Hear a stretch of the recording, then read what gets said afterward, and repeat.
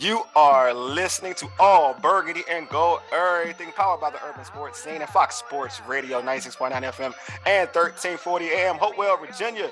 Your host star, Wole and Mo. Supposed to have Glenn, he'll come on shortly, but we also have Sports Journeys Washington Commanders reporter Lake Lewis Jr. What's going on, Lake?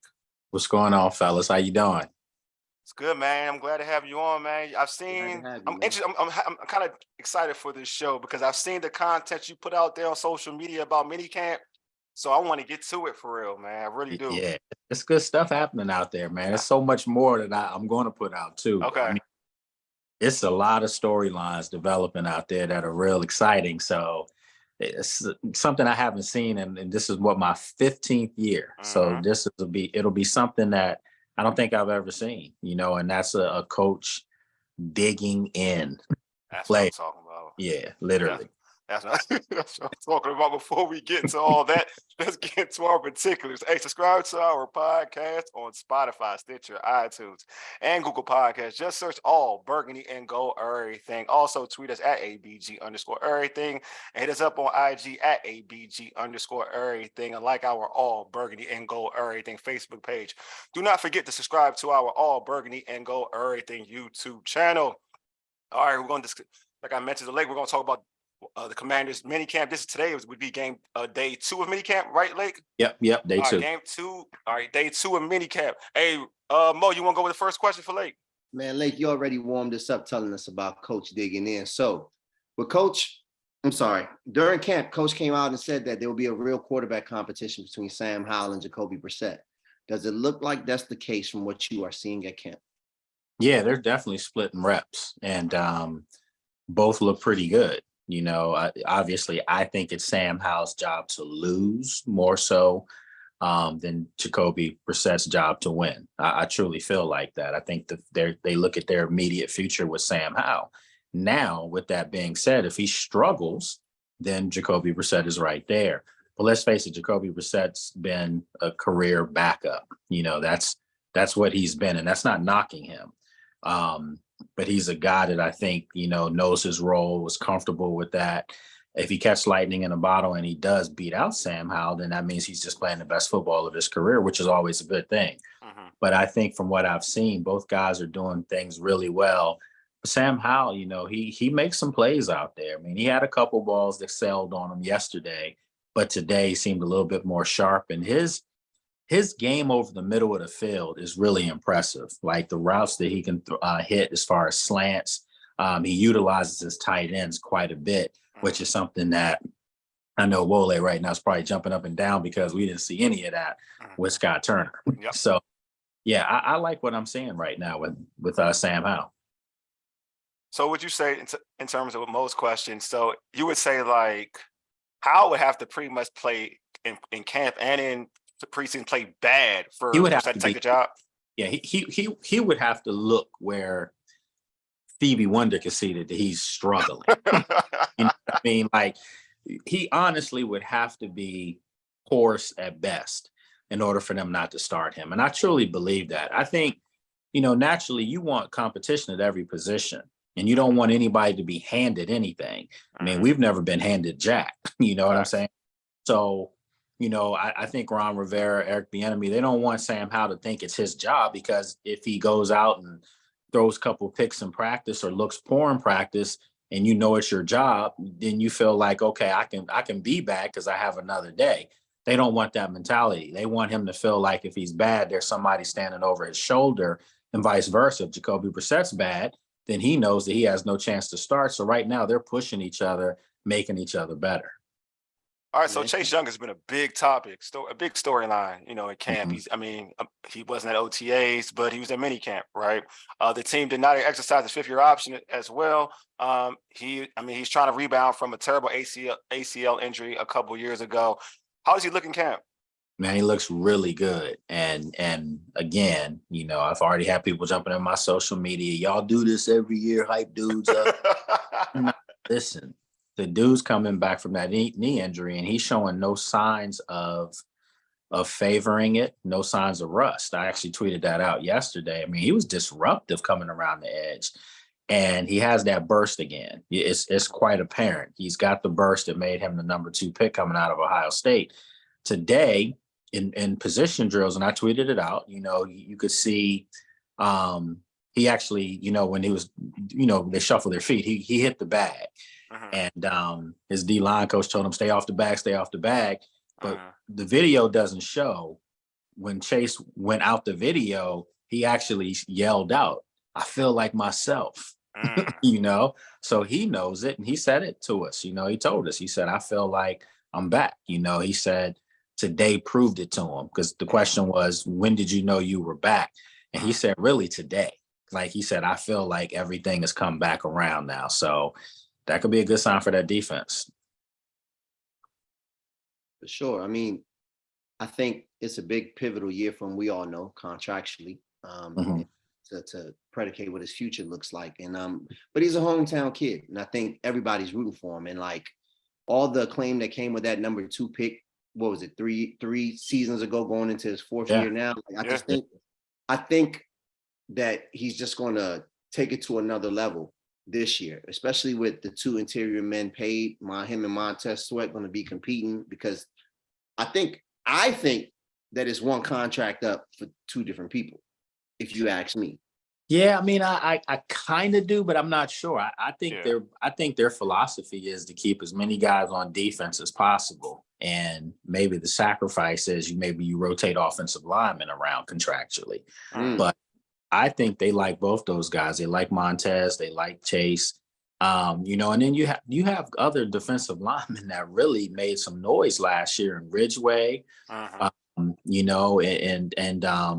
you have Fedarian Mathis, who was, one of their higher draft picks from a season ago. That got hurt on the first play of the regular season against Jacksonville last year.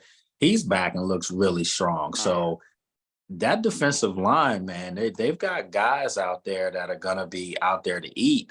And I think that's a good thing for Chase, because it pushes him and makes him know that, he won't be able to afford the luxury, not just Chase, but Montez too, and also Deron Payne and John Allen. They won't be able to take a play off because there's somebody behind them that's hungry, that wants to get on the field. So this pushes you at that point, makes you play better. Elevate their play. Definitely. All right, so let you talk. Oh, go ahead, Mo. I think you wanted to say something. Go for it. No, I was going to jump into the next thing, but go for it.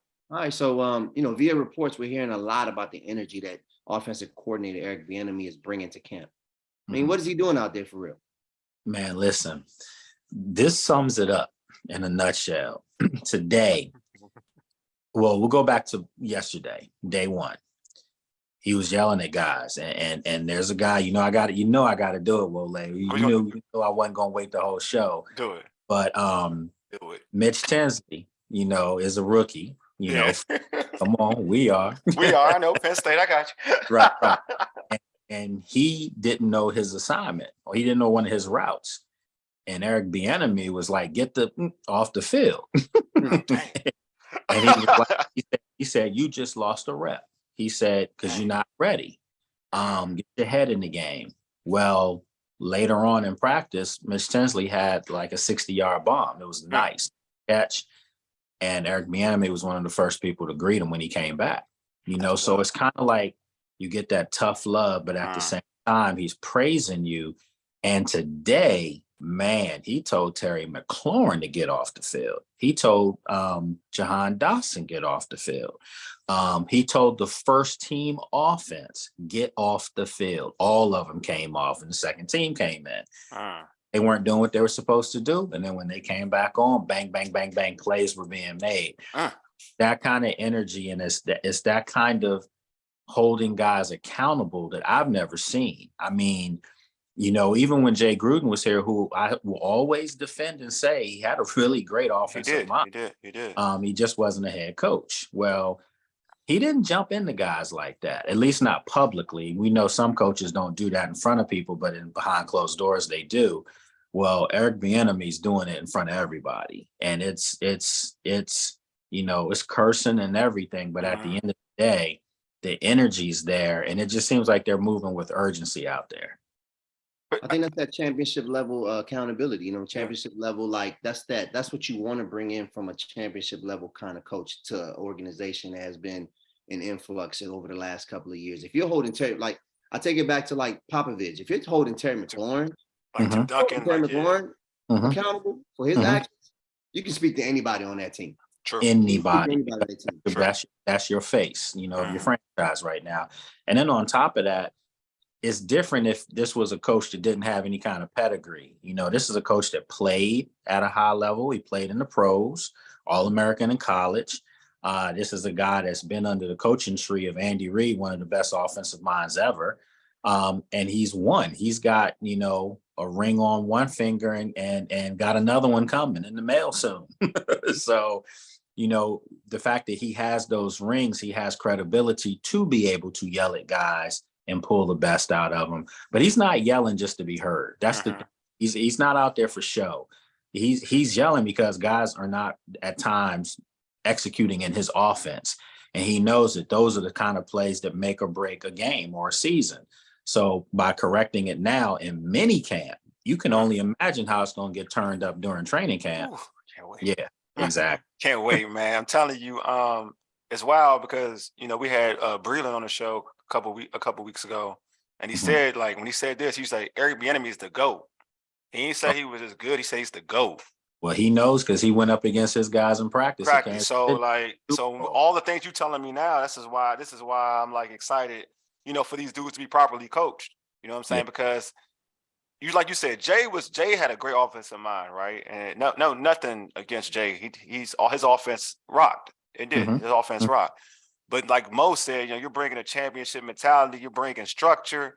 Like I feel like coaching this way for even when Jay's good offenses, sometimes the team wasn't disciplined offensively, right? It'd be holding offensive offsides, false starts, you know what I mean? Things of that sort, that nature. But I feel like when you have a guy grilling you and trying to make you perfect and grilling you to a point where you got to be structured, just like Mo mentioned, a great comparison to Popovich, where you keep hammering it in. Eventually, that sets the tone for your team and how you run things, and even on Sundays, right? And you'll be structured and you'll be disciplined. I think it's awesome, man. I hope that all the other coaches look at them and like, okay, we can take some of this on our own unit. And with that said, coach out there on the field, he's running it like, not to stir it, but he's. Yeah, I know. Can't be out there, to be honest. I know, right?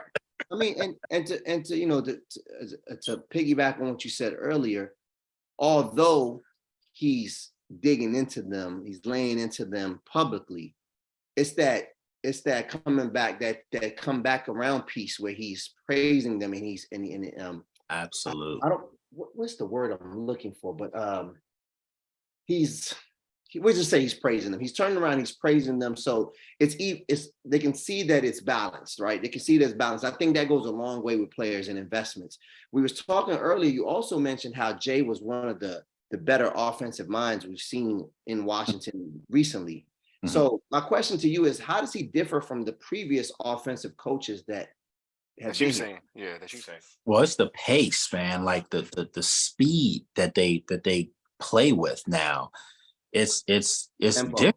It's almost like you catch a defense on their heels, and guys are flying around, man. There's a lot of deep balls, a lot of intermediate stuff, a lot of screens. I mean, his whole tree is on display as far as everything that they can do. I mean, they've had some plays, man, that I've never seen. Plays where you lining three guys up on one side and one guy on the one side, and it's the guy on the third side in the middle that's getting the ball or he's back on a bubble screen. I mean, it's stuff. Wow, I wasn't expecting that. Times when you see Jahan and McLaurin on the same side of the field, and they move somebody else on motion to the other side. It's stuff like that opens up a defense. That takes. So remember, Wole and me, we would sit in that press box and look at each other and say, I already know what they're getting ready to call. And if we knew what they were going to call, you don't think the defense on the other team knew? Of course they knew. So you would see stupid stuff with Scott Turner, like 3rd and 1 and you run a sweep toss with Brian Robinson to the same side as Jadeveon Clowney and Miles Garrett. And I could not believe that. We already know what happened. He lost 2-3 yards. Do you not think that Cleveland didn't know that was coming? And you ran it to their strong side? Eric Bieniemy doesn't do that. So what he'll do is he'll pull a tight end and make him go to the other side of the line to spread out that defense. It's just little stuff that you can see like that. And again, the energy in which they're doing it, they're very efficient right now. When balls are thrown high, which haven't been a whole lot. Like I can tell you right now, maybe I can account for in 2 days, 3, 4, maybe 4. I used to see 5, 6 in practice, each practice with Carson. I used to see that with Fitzpatrick. I used to see that, with Taylor Heineke. And for all the people out there that are like, loving Taylor and no one really loved Carson, but I'm just saying, like with Taylor, man, there's no comparison between him and Hal. You can see it's a different type of arm on this kid. And he has that moxie too, that kind of it factor. But guess what? Jacoby Brissett does too. His is just a little bit more quiet. Mild. Yep. He's a mild guy. Yeah. With all the personnel groupings you've been talking about and all this movement of guys across formation, like you mentioned, any players caught your eye that get the fans excited? I mean, it's the tight ends that are really stepping up, man. John Bates had a really nice one-hand catch today, and that's not something he's known for. He's known to be a blocking tight end, but he had a really nice one-hand catch that would have got them about 20, 25 yards in the game. Cole Turner seems to be open a lot over the middle of the field. Logan Thomas is moving much better on his leg. I mean, looks like the Logan Thomas that I thought should have made the Pro Bowl 2 years ago. And, so you have that. And then you have Curtis Hodges. Curtis Hodges has actually put on some weight. Okay. Listed as 6'8", 245. So the one thing that jumps off about this team outside of the receivers, because the receivers are more scat, fast guys, their offensive line and tight ends and even backs, this is a large football team, man. And then when you look on the defensive side of the ball, it's some absolute monsters over there. And if everything can come together, I mean, I was just talking with our good friend, my boy, David Aldridge. We were out there today and talking and George Wallace. We were just, talking about what this team could be. And honestly, all three of us agreed that if everything comes together the way it should, they're the second best team in the NFC East. Like they legitimately have a chance to stake that claim. Philly's the team in the division. I don't think anybody's a big team. Right. But Washington has a chance to compete to be the second best team. And in that division, that's guaranteeing you a wild card spot. So I'm saying it right now. Why not Washington? They should be a playoff caliber football team. I think the roster says so. I think the roster says so outside of the questions at quarterback. But like when you bring in the enemy and you talking about the accountability measures that are being put in place right now, because you have somebody that's borderline auditioning for a head coaching position that we were laughing about earlier. I think that brings instant tenaciousness, right? Like everybody everybody's going to buy into this. Now it's a matter of just staying healthy and executing. So I think I wouldn't like to see them finish second, but I can see why. Because he's a Giants fan, that's why. Hey, man, this is dope having you on. How can folks catch you on social media, and how can they catch your content? Man, you can go on social media on Twitter at Lake Lewis, and then on Instagram, Facebook, Lake Lewis Jr. Of course, you can go to Sports Journey, and the Sports Journey social media is Sports Journey Com. So you can check us out there, man, and good stuff. And Serge, little bro, he'll be out at practice tomorrow, getting some great content. So we're gonna keep it coming. This is good, man. Hey, Leg, thanks for being on, man. Tell Serge to say what's up. That's my guy. I will. I know he's crushed. The Celtics got eliminated. I know he's crushed. Yeah, he the other day he didn't want to bring it up on the phone, and I wasn't good, man. I was like, you're gonna have to talk about this. Man, I can talk about Lakers. You can talk about your Celtics. He good. And what Boston is that they were soft So that's what that was. Oh man, Bay Lake, man, it was great having you on, man. All right, you guys take care now. Take care, man. you, Take it Thank easy. Peace.